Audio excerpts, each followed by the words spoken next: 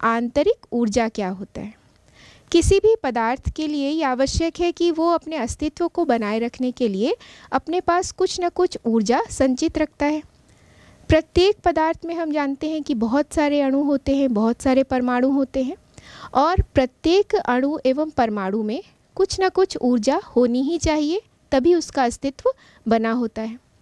किसी भी तंत्र में उपस्थित जो भी पदार्थ होते हैं उन सब में प्रत्येक अणु, प्रत्येक परमाणु में जो संचित ऊर्जा है, इसी को हम यदि कंबाइन करें या समस्त ऊर्जाओं का योग जो कि उस तंत्र को निर्धारित करता है, वही कहलाएगा आंतरिक ऊर्जा। तंत्र में निहित जो भी पदार्थ है उसके अणुओं और परमाणुओं, उसमें निहित जो भी ऊर्जा होती है उन समस्त ऊर्जाओं का योग कहलाता है आंतरिक ऊर्जा। आंतरिक ऊर्जा को कैपिटल यू या कहीं कहीं कैपिटल ई से भी दर्शाया जाता है। आंतरिक ऊर्जा का जब हम कैलकुलेशन करते हैं तो उसके एब्सोल्यूट वैल्यू को हम कैलकुलेट नहीं कर सकते हैं, परम आंतरिक ऊर्जा की गणना नहीं कर सकते हैं। जब भी हम आंतरिक ऊर्जा की गणना करेंगे तो किसी भी प्रक्रम में जब ए से बी में परिवर्तन होता है, यानी क्रियाकारक से उत्पाद में परिवर्तन होता है, तो इस परिवर्तन को हम कैलकुलेट कर सकते हैं आंतरिक ऊर्जा के लिए कि जैसे ए की आंतरिक ऊर्जा है ई ए और बी की आंतरिक ऊर्जा है ई बी, तो आंतरिक ऊर्जा में परिवर्तन होगा delta E is equal to E B minus E A, अर्थात आंतरिक ऊर्जा में परिवर्तन बराबर जो क्रियाफल है उनकी आंतरिक ऊर्जा माइनस जो क्रियाकारक है उनकी आंतरिक ऊर्जा।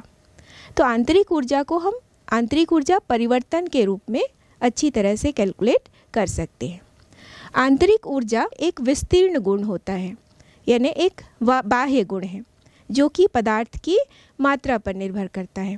इसी तरह से जो डेल्टा ई है समतापी प्रक्रम के लिए, यानी जहाँ पर पूरे प्रक्रम के दौरान तापमान स्थिर होता है, वहाँ आंतरिक ऊर्जा परिवर्तन इक्वल टू 0 होगा। तापमान और आंतरिक ऊर्जा समानुपाती होते हैं एक दूसरे के। अगला हम देखेंगे किसी भी चक्रीय प्रोसेस के लिए जो आंतरिक ऊर्जा परिवर्तन का मान है वो 0 होता है। इसी तरह से आंतरिक ऊर्जा परिवर्तन के लिए यहाँ पर निगेटिव साइन है यदि हम ऊष्मा क्षेपी अभिक्रिया लेते हैं, और ऊष्मा शोषी अभिक्रिया के लिए जो आंतरिक ऊर्जा परिवर्तन है वो पॉजिटिव होता है, यानी delta U equal to negative और delta U equal to positive. तो इस तरह से ये आंतरिक ऊर्जा के कुछ मुख्य गुण होते हैं। किसी भी तंत्र की जो आंतरिक ऊर्जा है उसमें हम किस प्रकार से परिवर्तन कर सकते हैं, इसके मुख्य रूप से 3 बिंदु हैं कि जब कभी भी तंत्र में ऊष्मा दी जाएगी या तंत्र से ऊष्मा बाहर निकलती है तब भी उस तंत्र की आंतरिक ऊर्जा में परिवर्तन होगा। इसी प्रकार जब भी किसी तंत्र पर कार्य किया जाएगा या तंत्र द्वारा कार्य किया जाएगा तब भी वहाँ आंतरिक ऊर्जा में परिवर्तन होगा। तीसरा है कि जब भी किसी तंत्र में द्रव्य प्रवेश करेगा या उस तंत्र से द्रव्य बाहर निकलता है तब भी उसकी आंतरिक ऊर्जा में परिवर्तन होता है। तो इस तरह हमने जाना कि जो आंतरिक ऊर्जा है वह समस्त ऊर्जाओं का योग होता है। इसे हम डेल्टा यू से भी दर्शा सकते हैं, यानी आंतरिक ऊर्जा परिवर्तन को।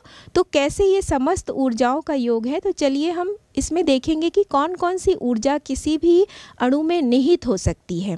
तो सबसे पहले हम देखेंगे कि आंतरिक ऊर्जा बराबर है इलेक्ट्रॉनिक ऊर्जा, नाभिकीय ऊर्जा जिसे हम EN से दर्शा सकते हैं, घूर्णन ऊर्जा जिसे हम ER से दर्शाते हैं, EP जो कि पोटेंशियल एनर्जी है यानी स्थितिज ऊर्जा को दर्शाता है, कंपन ऊर्जा यानी वाइब्रेशनल एनर्जी जिसे हम EV से दर्शा सकते हैं, इसी तरह से संक्रमण ऊर्जा जिसे हम ET से दर्शाते हैं। तो इन समस्त ऊर्जाओं का जो योग है वो कहलाता है आंतरिक ऊर्जा। तो किसी भी तंत्र में निहित समस्त ऊर्जाओं का योग आंतरिक ऊर्जा को दर्शाता है।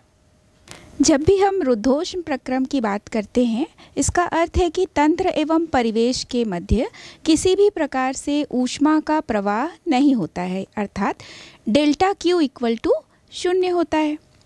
तो यदि इस प्रकार के प्रक्रम जिस भी तंत्र में होते हैं, यदि वहाँ भी आंतरिक ऊर्जा में परिवर्तन करना है तो 2 प्रकार से कार्य करके जो सिस्टम होते हैं उसके आंतरिक ऊर्जा में परिवर्तन कर सकते हैं। ये 2 प्रकार के कार्य होते हैं, यांत्रिक कार्य और विद्युतीय कार्य। जैसे यदि एक पात्र में जल लिया जाए और उसे पैडल द्वारा मथा जाए तो मथने पर उसमें 1 किलो जूल कार्य होगा। अब इस 1 किलो जूल कार्य के बाद उस तंत्र की तापमान में भी वृद्धि होगी और आंतरिक ऊर्जा में भी कुछ परिवर्तन होगा। प्रारंभिक आंतरिक ऊर्जा है वो है U1 और प्रारंभिक तापमान है T1। इसी प्रकार मथने के बाद, कार्य करने के बाद जो आंतरिक ऊर्जा होगी वो होगी U2 और तापमान होगा T2। तो जब हम परिवर्तन ज्ञात करेंगे तो आंतरिक ऊर्जा परिवर्तन delta U equal to U2 minus U1। इसी प्रकार तापमान में परिवर्तन delta T equal to T2 minus T1। दूसरी ओर यदि हम विद्युतीय कार्य करें, इसके लिए यदि एक पात्र में जल लिया गया और उसमें इमर्सल रॉड हम डाल देते हैं, यहाँ पर तापमान में वृद्धि होती है तो 1 किलो जूल यहाँ विद्युतीय कार्य हुआ। तो यहाँ भी आंतरिक ऊर्जा में कुछ न कुछ परिवर्तन होगा। तो प्रारंभिक आंतरिक ऊर्जा यहाँ पर है U1, विद्युतीय कार्य के बाद यहाँ आंतरिक ऊर्जा होगी U2। वैसे ही तापमान पहले T1 है और बाद में क्या होगा T2। तो आंतरिक ऊर्जा में परिवर्तन delta U equal to U2 minus U1। वैसे ही तापमान में परिवर्तन delta T equal to T2 minus T1। तो इस प्रकार के प्रयोग को सबसे पहले J.P. जूल वैज्ञानिक द्वारा किया गया। ये देखा कि यदि किसी भी तंत्र में कार्य किया जा रहा है तो उसमें कुछ न कुछ आंतरिक ऊर्जा परिवर्तन होता ही है और यह परिवर्तन समान रूप से होता है, चाहे किसी भी प्रक्रम से कार्य को किया जाए। तो इसे इन्होंने यांत्रिक कार्य और विद्युतीय कार्य 2 प्रकार के प्रयोगों द्वारा समझा। तंत्र पर कार्य किया जाता है तो आंतरिक ऊर्जा में वृद्धि होती है, यानी डेल्टा U में वृद्धि हुई तो W बराबर धनात्मक होगा। और यदि तंत्र द्वारा कार्य होगा तो आंतरिक ऊर्जा में कमी होगी और यहाँ W इक्वल टू ऋणात्मक होगा। तो किसी भी तंत्र पर जब कार्य किया जाता है तो वहाँ आंतरिक ऊर्जा में वृद्धि होगी और जब तंत्र द्वारा कार्य किया जाएगा तो आंतरिक ऊर्जा में कमी होती है। इसी प्रकार जो ऊष्मा का प्रवाह है उसके द्वारा भी बिना कार्य किए आंतरिक ऊर्जा में परिवर्तन किया जा सकता है। जैसे यदि तंत्र को ऊष्मा दिया जाए और तंत्र द्वारा ऊष्मा परिवेश की ओर जाए तो किस प्रकार यहाँ आंतरिक ऊर्जा परिवर्तन होगा, चलिए देखते हैं। यदि तंत्र द्वारा परिवेश की ओर ऊष्मा स्थानांतरित होती है तो यहाँ पर डेल्टा U यानी आंतरिक ऊर्जा परिवर्तन यहाँ पर निगेटिव होगा। तो डेल्टा U में कमी तो ऊष्मा यहाँ पर ऋणात्मक होगा। वैसे ही यदि परिवेश से तंत्र की ओर ऊष्मा प्रवेश करता है तो यहाँ आंतरिक ऊर्जा में वृद्धि होगी और Q इक्वल टू धनात्मक होता है। तो ऊष्मा के परिवर्तन द्वारा भी बिना कार्य किए आंतरिक ऊर्जा में परिवर्तन किसी भी तंत्र में संभव है। ऊष्मागतिकी का प्रथम नियम। ऊष्मागतिकी का जो प्रथम नियम है ये तंत्र एवं परिवेश के मध्य जो ऊर्जा का स्थानांतरण होता है उस पर आधारित है। ऊर्जा न तो उत्पन्न की जा सकती है और ना ही नष्ट की जा सकती है, केवल एक रूप से दूसरे रूप में परिवर्तित होती है। इसके बहुत सारे उदाहरण हमने देखे। मेयर एवं हेल्महोल्ट्ज वैज्ञानिक ने सबसे पहले ऊष्मागतिकी के नियम को समझाने के लिए, ऊर्जा स्थानांतरण संबंध को समझाने के लिए ये कहा कि ब्रह्मांड की जो ऊर्जा होती है वो संरक्षित होती है। ब्रह्मांड को हम एक विलगित तंत्र की तरह मान सकते हैं क्योंकि ब्रह्मांड में ना तो कहीं से ऊर्जा आती है और ना ही ब्रह्मांड की ऊर्जा कहीं जाती है। तो यहाँ संपूर्ण ऊर्जा जो है वो संरक्षित रहती है, केवल ऊर्जा का रूपांतरण होता है, एक रूप से दूसरे रूप में ऊर्जा परिवर्तित होती है। तो ऊष्मागतिकी के नियम को यदि हम शब्दों में दें तो वो इस प्रकार से होगा कि ब्रह्मांड की ऊर्जा स्थिर रहती है, ब्रह्मांड की संपूर्ण ऊर्जा संरक्षित रहती है।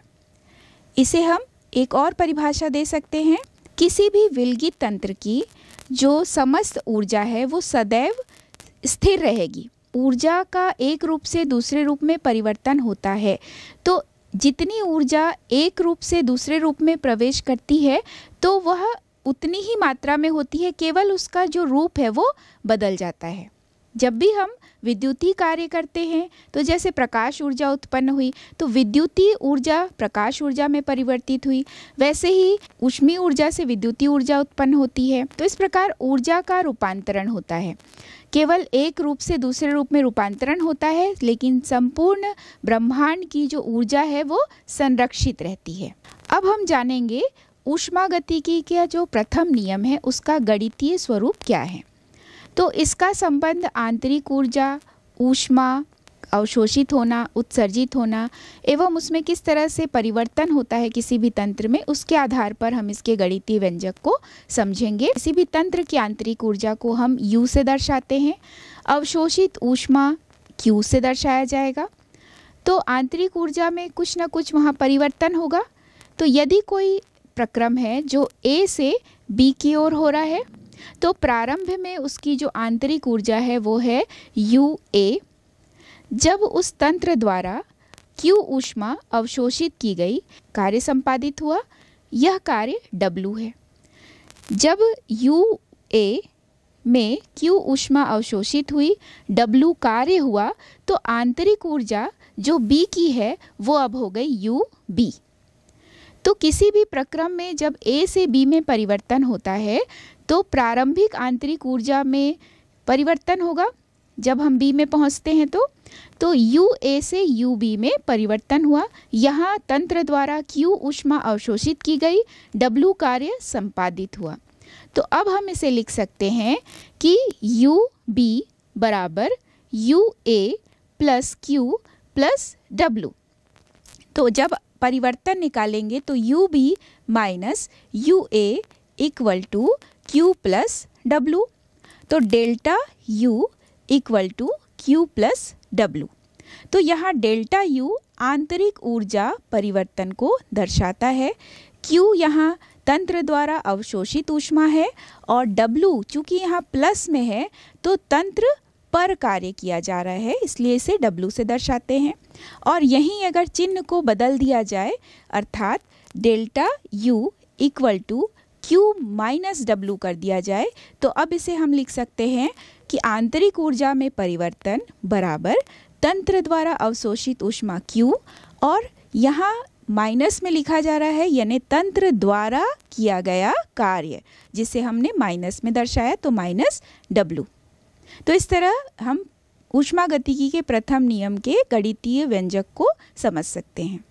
आइए अब हम ऊष्मागतिकी के प्रथम नियम से संबंधित कुछ गणितीय प्रश्नों को हल करेंगे।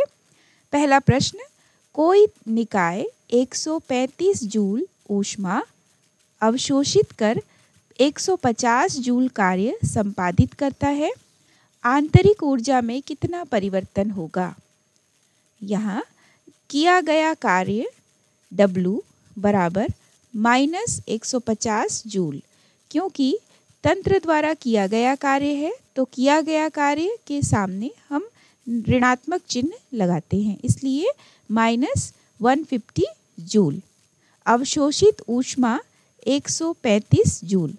ऊष्मागतिकी के प्रथम नियम से डेल्टा U यानी आंतरिक ऊर्जा में परिवर्तन बराबर Q प्लस W। Q यहाँ अवशोषित ऊष्मा और W कार्य।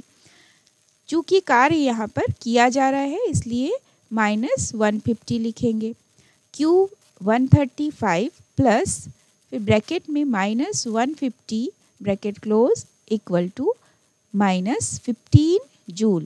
तो आंतरिक ऊर्जा में कमी माइनस 15 जूल। प्रश्न दूसरा, एक प्रक्रम में निकाय द्वारा 701 जूल ऊष्मा अवशोषित होती है एवं 394 जूल कार्य किया जाता है। इस प्रक्रम में आंतरिक ऊर्जा में कितना परिवर्तन होगा। इसे हल करेंगे तो चूंकि यहाँ अवशोषित ऊष्मा है तो 701 जूल प्लस साइन लगाकर हम लिखेंगे और तंत्र द्वारा किया गया कार्य W, चूँकि तंत्र द्वारा किया गया कार्य है तो 394 जूल के सामने हम माइनस चिन्ह लगाते हैं। ऊष्मागतिकी के प्रथम नियम के अनुसार delta U equal to Q plus W, लेकिन चूंकि यहाँ पर तंत्र द्वारा कार्य किया जा रहा है तो माइनस W लिखेंगे। तो Q बराबर है 701 माइनस 394 बराबर 307 जूल। तो आंतरिक ऊर्जा में परिवर्तन 307 जूल। अब हम ऊष्मागतिकी से संबंधित जो विभिन्न रूप है अलग अलग प्रक्रमों के लिए कि ऊष्मागतिकी के जो नियम है उसको कैसे हम व्यक्त कर सकते हैं इसको जानेंगे। सबसे पहले हम ये जानते हैं रुद्धोष्म प्रक्रम के लिए। तो रुद्धोष्म प्रक्रम के बारे में आप सभी जान गए हैं कि ना तो ऊष्मा बाहर जाती है तंत्र से और ना ही परिवेश से तंत्र में ऊष्मा प्रवेश करती है, अर्थात यहाँ पर dq इक्वल टू 0 होता है। तो जब भी किसी रुद्धोष्म प्रक्रम में कार्य संपन्न होता है तो आंतरिक ऊर्जा में कमी होती है। दूसरा है समआयतनिक प्रक्रम। समआयतनिक प्रक्रम जैसा नाम से स्पष्ट है कि जहाँ पर आयतन स्थिर होता है, अर्थात डेल्टा V इक्वल टू 0। तो यदि हम ऊष्मागतिकी के प्रथम नियम के आधार पर स्थिर आयतन को देखेंगे तो वो किस प्रकार से होगा। ऊष्मागतिकी के प्रथम नियम के अनुसार यहाँ पर देखिए du equal to dq minus dw। जो यह du है ये आंतरिक ऊर्जा में परिवर्तन है, लेकिन आंतरिक ऊर्जा में होने वाला सूक्ष्म परिवर्तन है। उसी तरह से जो dq है ये ऊष्मा में परिवर्तन है जो सूक्ष्म परिवर्तन को दर्शाता है, और यहाँ माइनस w। तो यदि यहाँ पर dw इक्वल टू 0 है तो स्थिर आयतनी जो परिवर्तन होते हैं यहाँ पर भी आंतरिक ऊर्जा परिवर्तन का मान 0 होगा।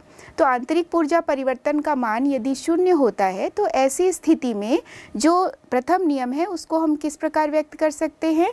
यहाँ पर देखिए du इक्वल टू dq। तो जब यहाँ पर du इक्वल टू dq करते हैं अर्थात यहाँ पर delta U equal to qV है, तो तंत्र द्वारा जो अवशोषित ऊष्मा है स्थिर आयतन पर वह तंत्र की आंतरिक ऊर्जा परिवर्तन के बराबर होती है। इसलिए जो delta U equal to qV लिखते हैं तो qV यहाँ पर स्थिर आयतन में तंत्र द्वारा अवशोषित ऊष्मा उस तंत्र में हुए आंतरिक ऊर्जा परिवर्तन के बराबर होती है। अब हम देखेंगे चक्रीय प्रक्रम। चक्रीय प्रक्रम यानी जैसे A से स्टार्ट हुआ B में तो उसी तरह से फिर वापस B से A में प्रवेश करता है। कोई भी प्रक्रम यदि A से प्रारंभ हुआ है वह B तक गया और फिर B से वह वापस A तक आता है। तो ऐसी स्थिति में यानी चक्रीय प्रक्रम में ऊष्मागतिकी का जो प्रथम नियम है वह किस प्रकार से व्यक्त होगा ये देखते हैं। यहाँ पर हम देखिए जो अवशोषित ऊर्जा होती है चक्रीय प्रक्रम के लिए वह अधिकतम जो कार्य है उसमें खर्च होती है। तो किसी भी चक्रीय प्रक्रम के लिए जो भी आंतरिक ऊर्जा परिवर्तन का मान है वह 0 होगा। तो du इक्वल टू हम 0 मान सकते हैं यहाँ पर। तो du equal to dq minus dw। तो du की जगह पर हम लिख सकते हैं 0 बराबर dq माइनस dw। तो dq बराबर dw। तो यहाँ पर जो भी तंत्र द्वारा अवशोषित ऊष्मा है वह अधिकतम कार्य में खर्च होती है। तो ये चक्रीय प्रक्रम को हम इस प्रकार से व्यक्त कर सकते हैं। समदाबी प्रक्रम को हम इस प्रकार समझ सकते हैं जल के लिए कि जैसे टेम्परेचर बढ़ाते हैं तो दाब बढ़ाते जाते हैं और 1 एटमॉस्फेरिक प्रेशर पर वह जल उबलने लगता है। तो इस स्थिति में हम जानेंगे कि यहाँ आयतन में परिवर्तन हो भी सकता है और आयतन में परिवर्तन नहीं भी हो सकता है। तो दोनों ही स्थिति यहाँ पर हो सकती है।